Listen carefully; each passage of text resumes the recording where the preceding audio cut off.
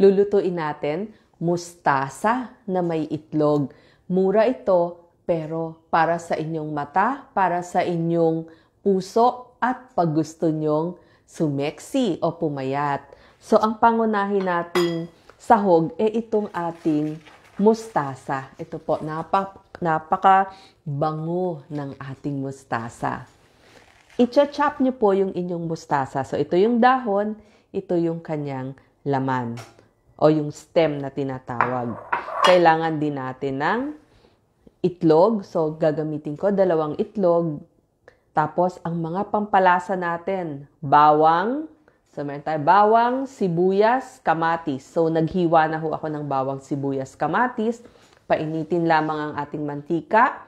Ang mga pampalasa natin, paminta, pwedeng salt, pwede ring toyo o kaya oyster sauce. At lalagyan natin ng konting suka. So, umpisahan na natin yung ating pagluluto. Yan. Ito, uunahin natin yung sibuyas, kamatis, bawang. Okay, yan. Unahin na ho nating igisa ang ating mga aromatics. O ito yung mga pangpalasa dun sa ating niluluto.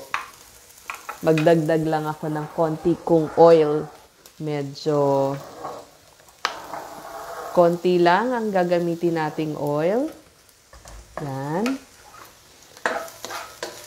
Tapos, lagay na rin natin yung ating bawang. Isabay na natin sa paggigisa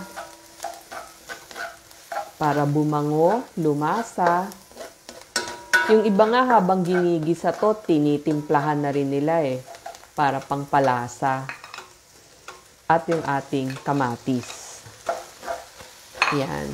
So, low heat muna para hindi masunog. Mamaya natin i-high heat. So, pag naluluto na tong ating mga bawang, sibuyas, kamatis, yes, mabango talaga yan.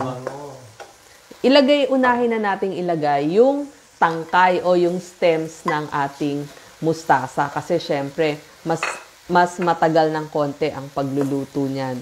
At the same time, pwede na ho natin silang timplahan. Pwede pong oyster sauce. Yan. Kung ano ho meron kayo, kung wala naman kayong oyster sauce sa bahay, pwede rin po ang ating asin. Or pwede rin konting asin, konting asukal, or pwede rin toyo. Ito, nilagyan ko konting asukal para manamis-namis. Kung toyo lang ang meron sa bahay nyo, pwede din. Toyo na lamang. So, maaamoy nyo ang bango-bango ng ating mustasa.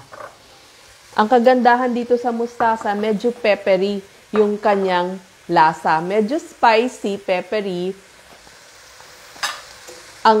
at saka mabango. So, ano ba ang meron na kukuha dito sa ating mustasa at niluto ni Doc Lisa? Una po sa lahat, pag gusto nyong magpapayat, high fiber, low calorie ang ating mustasa. At nakakabusog. Yun ho ang maganda.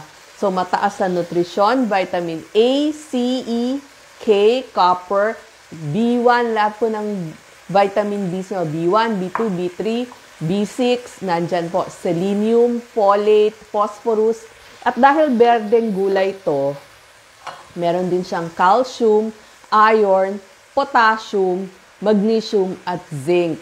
At alam nyo po ba, ang kagandahan sa mustasa, kapag niluto nyo, mas dumadami yung vitamin A, yung potassium, at saka yung copper nung inyong niluluto.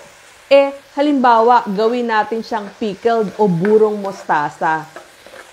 Napapanatili pa rin po ang lahat ng nutrisyon na sinabi ko kahit gawin natin siyang burong mustasa.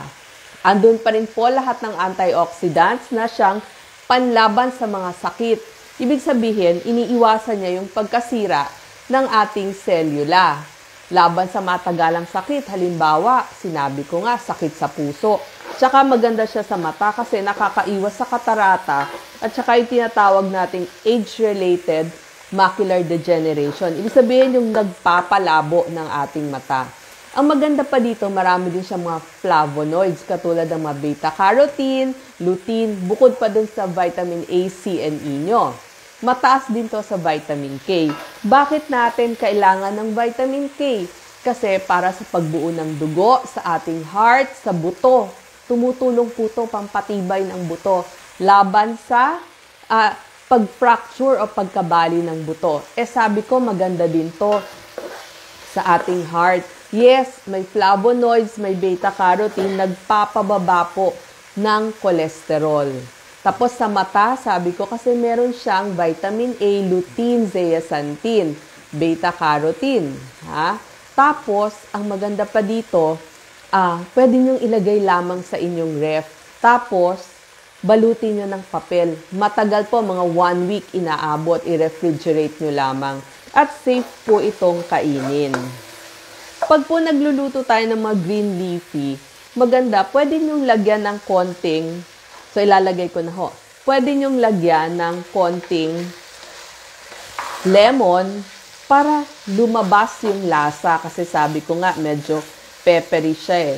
So, pwede niyong lagyan ng lemon, kalamansi, at kung wala naman kayong kalamansi, pwede niyong lagyan ng konting suka. So, kaya po ako may suka dito para malabas o lumabas yung ating lasa. Yun, nilagyan ko. Ihuhulog naman natin yung ating itlog. So, lagyan ko na rin ng konting pepper. Yan, ganun din yung ating itlog. Alam niyo po ba yung ating itlog, pwede po na, di ba ang alam lang natin, salt ang nilalagay. Pero nakita nila, pwede pong salt, pero alam niyo maganda din siyang lagyan ng toyo, kung gusto nyo. Pwede nyo, para mas fluffy, pwede nyo lagyan ng konting tubig. Yan yung mga nagpapalambot dun sa ating eggs. Yan. So, haluin ko muna. So, low heat lang habang ginigisa nyo. Tapos, dahil tinimplahan nyo na yung inyong egg, kaya ko po ihahalo, ang itlog po ay isang perfect food. Mura, perfecto. Isa siya. Actually, itong ating mustasa at saka itong ating egg, pareho ho silang perfect food. Yan. So, babatihin lamang natin kasi maya-maya ay ilalagay na natin. Yan. So, timplahan nyo na rin ho para masarap yung inyong binating itlog. Yan. May paminta siya. Meron siyang salt or soy sauce. Pwede din po. At ilalagay nyo na dun sa ginisa nyo. So, nasa sa inyo po.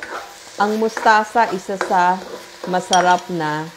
Yan. Hinalo ko lang ho muna. Yan. So, ilalagay ho natin dun sa ating ginisang gulay. Yan. Tapos, hahaluin nyo po agad. Ang itlog po, mura, madaling iluto, malambot, pwede sa ating mga seniors. Sabi ko nga, perfect food. Bakit sila bagay? Kasi marami din po siyang vitamin A, E, folate, B2, B5, B6, phosphorus, selenium. Siya po yung may choline, calcium, at protina. Mataas na uri ng protina. Ang tanong nyo, tataas ba ang cholesterol ko kapag lagi akong kumakain ng itlog? Alam nyo po, may mga tao, 70% ng tao, may tinatawag na hyporesponder pagdating sa cholesterol. Ibig sabihin, kahit kumain sila ng mga itlog, hindi po tataas ang cholesterol o yung tinatawag na blood cholesterol, yung umiikot na cholesterol. Kasi kailangan din naman natin ng cholesterol from the liver. Pero may 30% ng mga tao, sila lang po yung tumataas yung blood cholesterol. Sila po yung mga tinatawag na hyperresponder. Pero ito po ay dahil namana nila o so nandun sa kanilang genes. Ang maganda din dito, itong egg natin, magandang kainin sa umaga. At 78 calories lang. So itong niluto natin sa mga gustong magpapayat, pwede din po. Kasi 78 lamang ang calories nila. So, mataas ang satiety index nila. Ibig sabihin, nagpapabusog. At nakita nila sa pag-aaral, yung mga kumain ng itlog noong almusal ay bumaba ng 180 calories ang kanilang nakain. So, mas 180 calories less ang nakain nila noong tanghalian kasi busog na sila. So, yung mga gustong magpaliit ng bilbil sa tiyan, ito po ang kakainin natin sa umaga. May tulong sa weight loss. Mataas na kalidad ng protina pwede sa ating mga seniors para hindi tayo magkaroon ng sarcopenia. Maganda din po ito. Di ba yung mustasa maganda dun sa inyong mata? Itong itlog nyo, maganda din sa inyong mata kasi may vitamin A, lutein, zeaxanthin at mga antioxidants. So, laban sa katarata o yung paglabo ng ating mata. At ito po ay pagkain na may choline para sa selula, para sa ating utak. So, nagpapataas din po ang itlog ng HDL o yung sinasabi nating good cholesterol. Napakabango po nitong ating niluto. So, ito ang mga pwedeng isahog sa ating itlog. Gulay, seafoods, meats, lahat po yan nababagay sa ating itlog. Perfect food, itlog and mustasa. Maraming salamat po. Lagyan ko lang ng green onions kasi siya yung pangpaganda. Okay.